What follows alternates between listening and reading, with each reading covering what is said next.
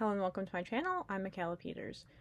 After this nice weekend break that I had, I'm here back today on Monday morning-ish, my time, more like afternoon, and I was reading the comments on the video where I talked about Americans being obsessed with money, and there were a lot of contrasting opinions which were very interesting for me to read, so thank you very much for that. And one question that I got that I thought was interesting and kind of easy to answer, so because it's Monday morning, I'm going to take one of those. That was more so asking about if Finland is such a great country to live in, or so I think, then why am I still living in the US? And that's a great question. And I do think there have been a lot of ways in my other videos that I've touched upon that, but if you're new to my channel, then you may not have gotten all of those from it. And I sometimes talk about things in my Russian videos that I don't talk about in my English videos, so I try to link them together as much as I can. So one of the Russian videos that I recorded was entitled, Why I'm Not Getting Ready to Move Immediately from the US. Or just move anywhere in general. And there are a lot of reasons, and I'm going to start off by listing those for context, and then segue that more into a discussion about how I believe that no matter where you are in the world, there are going to be problems, and as I always say, you just pick your set of problems. So right now I'm living at home. I have dogs which make a guest appearance in my video sometimes, like I'm going to do right now with Harley. Harley is, well, both Harley and Diesel, but Harley's the one who sits in my lap. Diesel sits next to me on what I call Puppy Island, which is literally a bin with a pillow on top because he gets hot more easily, and that's why I let him sit by himself. But anyway, they're my coworkers, as I say, and I sit with them all day. But they're 16, and they're going to be 17 at the end of the year, so they're 16 and a half. I'm very lucky that Diesel still runs approximately 5 miles or, 5K, 3 miles, more like that, with me. And Harley is not as agile. He has some heart problems. But my point is, they're my childhood dogs. They've been with me my entire life. Well, not really, but like half of my life, almost more than half of my life. And I kind of want to be with them until their last moments. And maybe that makes me sound like a crazy dog lady, and I don't care. That's probably how it is. I really love dogs. I always wanted a dog. I begged my dad for a dog, and I'm very fortunate to still have the same dogs that I grew up with. So part of it is a very strong emotional attachment to them. I have traveled the world over the years and have not been home all the time while they're here. And right now that I have this luxury of working from home on the computer, I get to sit and work with them almost every day. And I really sincerely appreciate that. So my dogs are one reason. My family would be another consideration. I live mostly around my mom's entire family, and I do spend time with them. So I'd say those are some of the emotional reasons. Now, if we're talking more about practical reasons, I remember I've done a lot of, existential Googling, as I call it, and I'm like, why do people come to the US? And one of the reasons that people mark is for career opportunities. And to be honest, and I talk about this a lot on my channel as well, I really like my day job, where I do data visualization mostly, and I just really enjoy it. I've had a lot of different jobs that are general business related because I studied business analytics, but I have not had an opportunity to really use my major, except for in this job that I have now, that I previously had as an internship. So that's another reason why I'm not super in a rush to move on. I haven't even been with this company a year, and I would like to continue developing my experience with them, and I like my job. I also have a lot of flexibility with my job because I work remotely, so I would say having a job that I like, I'm not in a rush to leave it. So those are all some reasons that I'm supporting life in the US, aside from, I'm not really touching upon the cultural things that I find distressing about being here, but as I've kind of expressed, one of my ways with coping with this is I just spend more time independently because it allows me to feel less influenced. I'm not saying not at all, I'm saying less influenced by these kinds of norms. But of course, we're all products of our environment, as I've already mentioned, and I think that further compounds the issue of, trying to be free from what society is teaching you to believe.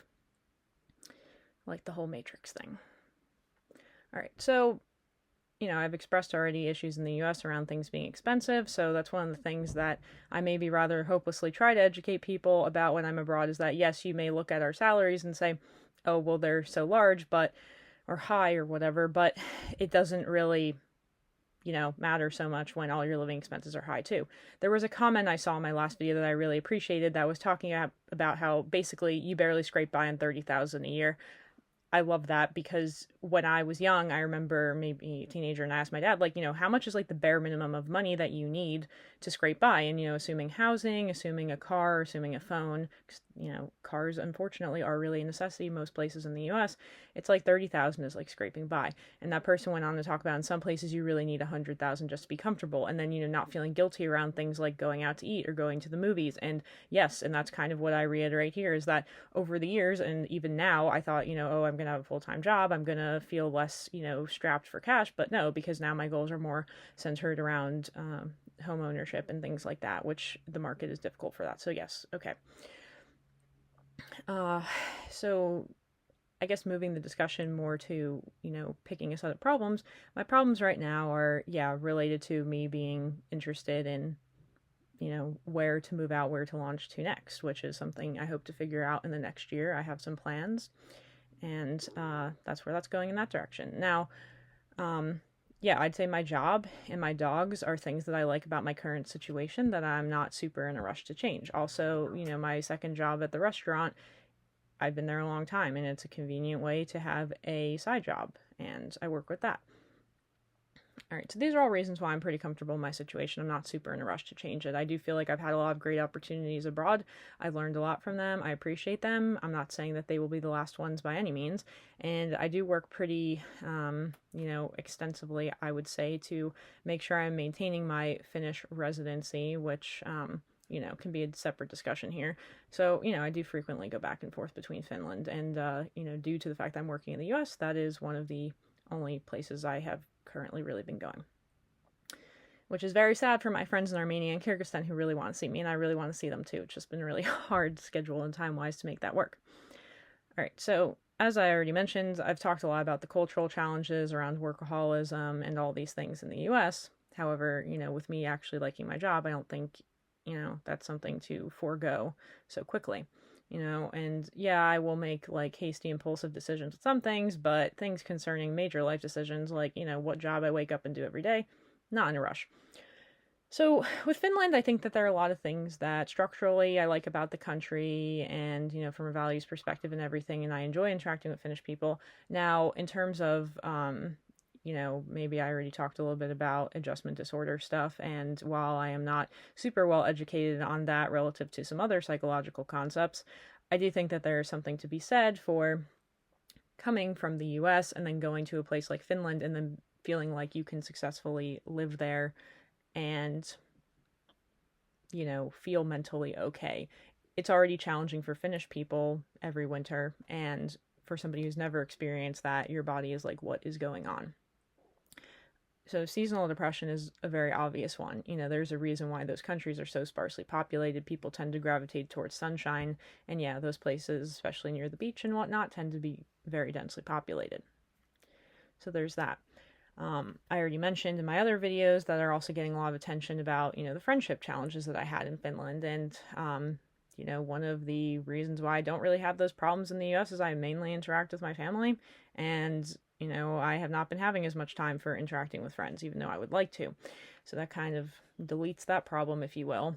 And, I think the loneliness, trying to get into the job market as a Finnish person in Finland. And yes, I look Finnish, but I don't speak Finnish. I wish I did, and that is still a goal of mine. However, it's not something I've dedicated a lot of time to yet. I was much more like, I need to know that I'm going to be here long term before I start dedicating a lot of time and effort and energy to that. So the language barrier, and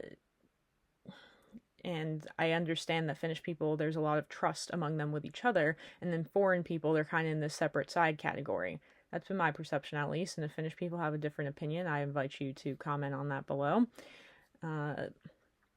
So, I think finding a job I would like, not feeling like, I had to relocate to Helsinki. I don't really love being in a capital region. I don't love being in a densely populated city. That's just my own personal preference. I've grown up in a suburb.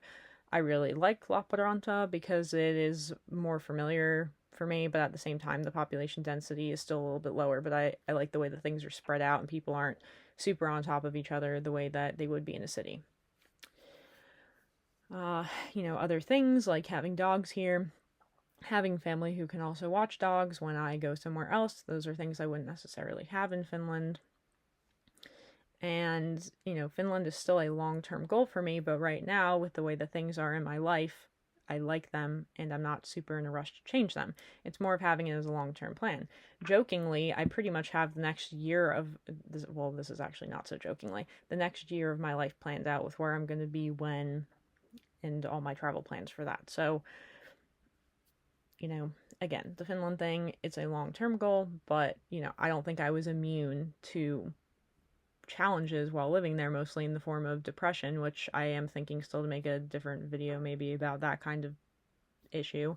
And, just trying to figure out a whole nother culture that works very differently than what you're used to. In the US, we say that the squeaky wheel gets the grease. Well, in Finland, there's no way to bend things so that you can get the things that you want. The US is very contrary. There have been a lot of times where I wanted something in a university setting and I had to pull a lot of strings to get it, but in the end I got it. That kind of stuff doesn't fly in Finland. So there's a huge cultural shift that you kind of have to assimilate to that doesn't always make sense in your brain. So there's a lot of adjusting, adaptability that needs to be done.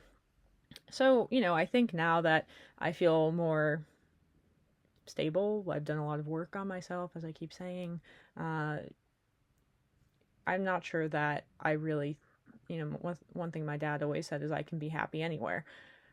I think to an extent that's true, but at the same time, I think it's fine to have preferences. I think Finland is beautiful, and I think that's one of the reasons why I really like it there. And it's calm, and I feel like I get a little bit of sensory overload, like where I live in New Jersey, and just like a lot of people all the time. And I do like to go out and do things, but I don't always want to be in very densely populated, crazy areas. Like living near the beach, I kind of like it in the winter because there aren't as many people around, as an example. So I hope that answers the question of why I'm not immediately in a rush, and I think it's very more than okay to have long-term goals, knowing what your preferences are, but also understanding that something is working for a time. Aside from obviously the financial aspect of having a U.S. job, despite the fact that I do think, saving money is hard. I do not claim to be the most financially literate person. So, while I do think that that is a difficult thing, I think more about the fact that I really like the job that I have, and that to me, in gaining that experience is much more important than just the financial aspect. However, there is a financial aspect to everything. There's an emotional aspect to everything. There's a cognitive aspect to everything, and I think considering these things in isolation is impossible. So yeah, while I can make a video on, why Americans are obsessed with money and why, maybe that's something I myself struggle with and that I'm admitting, that's not the only thing I'm focused on all the time. I'm focused on how do things make me feel as I'm going through them. How does this job make me feel? Because very honestly, there was a point at NASA where when I was working for procurement, which I did not like working there, I'll be very honest about that. I looked at myself in the mirror one day and I was like, if I have to work in procurement, I will not work at NASA. Like, that job was not worth it to me because I didn't enjoy it. So yeah, working at NASA was cool. I did have plans to work at NASA, but things changed. I had different opportunities present themselves to me. So, it's the same thing here. The opportunity that is currently given to me is this job that I like. So to me, that just makes sense. However, I still, very much so respect and admire Finland as a country, and it is a place that I would like to have roots at some point. It's how I feel. Now, maybe those feelings could change over time and different opportunities could come up, but, as things are, this is everything I have to say about my current situation. And maybe it's interesting, maybe it's not. I'm more than happy to be challenged on my views and opinions, as you have already been doing in the comments. I find it very fascinating when people disagree with me. I think it opens up a very healthy dialogue, and I think it's important to be exposed to views that are different than your own. I think it's part of staying open-minded, which I always say guard against people who claim to be open-minded, because anybody who says they are, they probably usually aren't. But I do enjoy it. I appreciate your engagement a lot, and I think the whole Finland angle has been very interesting to people. It's a small country, but one that I've obviously had a lot of experience with, so I'd like to talk about it. Alright, so thank you everybody for watching this video. I hope it was interesting. I have so many ideas for videos. People keep giving me ideas, and then there was one guy on my Russian page who goes, "You're going to run out of ideas if you're just doing this talking head thing," which, sorry, but I'm going to keep doing the talking head thing for a while, and if you don't like it, there are plenty of other YouTube channels out there. But I just have a lot of ideas to talk about. I read these comments, and they just come to me, and every day I think of like 3 ideas, and I have to narrow it down to one, and I usually do it in the morning while I'm swimming, and I think about what I'm going to record today, as I did today. So thanks again for your time and attention. I love to hear your comments below. Keep leaving them. And I guess until my next video tomorrow. Okay, everybody, have a nice Monday. Bye.